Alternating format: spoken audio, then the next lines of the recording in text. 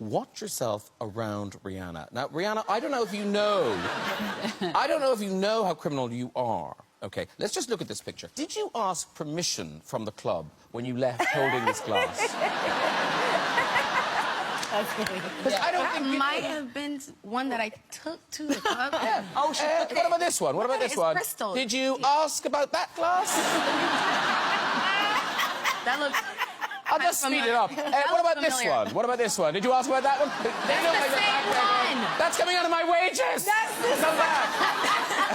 OK, what about this one? There you are leaving a fashion show. I took that back to the hotel that I took it from. Of course you did. Yeah. This one. There's another one. There's another one. And sometimes you don't even bother to seal the glass. Just a ball. That was from Lima to Miami, I think, and you were stopped at customs. Oh, yeah.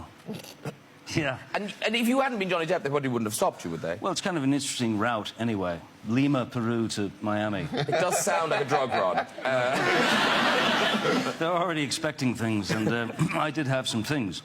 And, yeah, there was a kind of a soft bag, and the customs guy said, would you mind opening this up?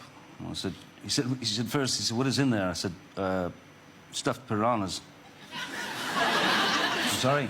Stuffed piranhas and some vampire bats. And then there just happened to be some sort of vitamin powder that I was taking at the time. Yes, I mean, in all seriousness. Otherwise, I'd still be in jail.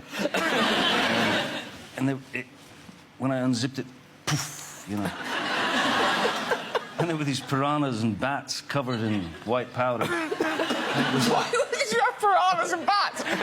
Never mind the cocaine, right? Sorry, why did you have piranhas and bats? Well, it was important to have them. Yeah, of course. I had to bring them home. Yeah. But the guy thought he'd found the mother lode, you know. He must have been so excited. Oh, God, it was... Oh. After that. Two-hander. He didn't go through with it, just so you know. Oh, right. But did you put a knife in your... and go up the rigging to get away from it?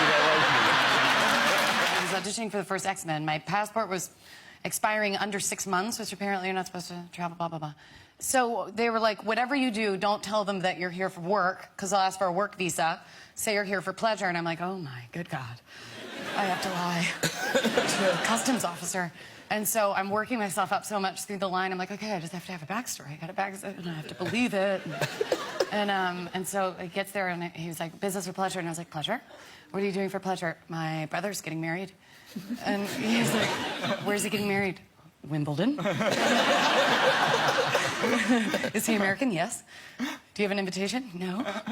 Are you telling the truth? No. No. I'm here for work, and I don't have a work visa, and my passport expires, and I'm not even supposed to be here. And then I had to sit in a tiny little jail for like 5 hours while they called my employer. I felt tiny.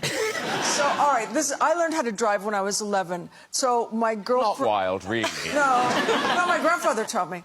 It wasn't a big deal. So my friend had a boyfriend, and he said he had to go in. We were at a bowling alley. He said, I have to go in, and I have to say something to a friend. I'll be there for 4 seconds.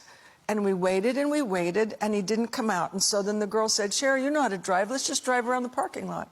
I said, okay. And then he didn't come out. So, Sherry, let's just drive around the block. And so he didn't come out, and I just thought, well, I'm going to take us out. And so we went to a drive-in to get something to drink, and we got arrested. But not exactly arrested, just taken to jail.